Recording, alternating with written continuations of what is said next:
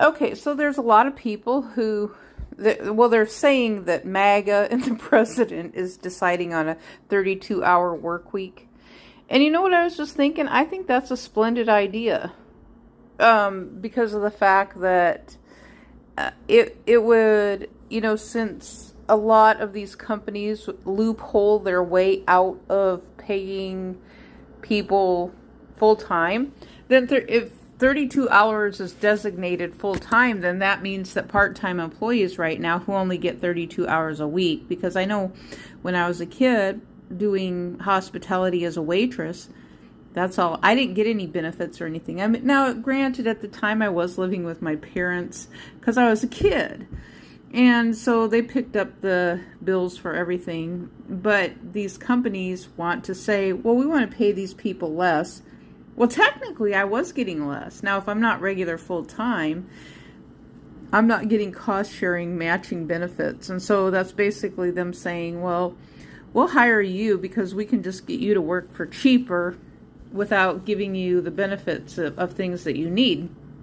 And that's what hospitality part-time does.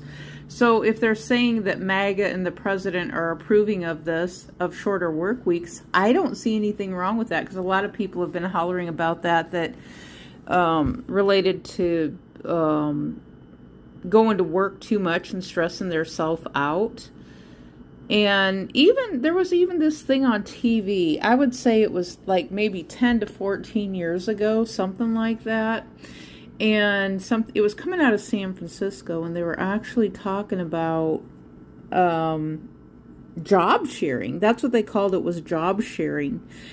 And I wasn't sure the context of what job sharing was at the time. But what they were saying is that two people, shared the same job within an office. They knew how things worked in the same office, but they were splitting the job because of the fact that, some of them were moms who had babies and things like that, and they were trying to figure out a way to take care of their kids. Then they came up with this thing of an on-site daycare. Well, you're not going to have an on-site daycare at Walmart. That's just not going to happen. And besides that, Walmart ideally is not the safest place for a daycare center, even though I have seen people just drop their kids off on Friday nights into Walmart. I mean, busloads of kids. I don't know if they're college kids or high school kids. They've just dropped them off into Walmart on Friday nights.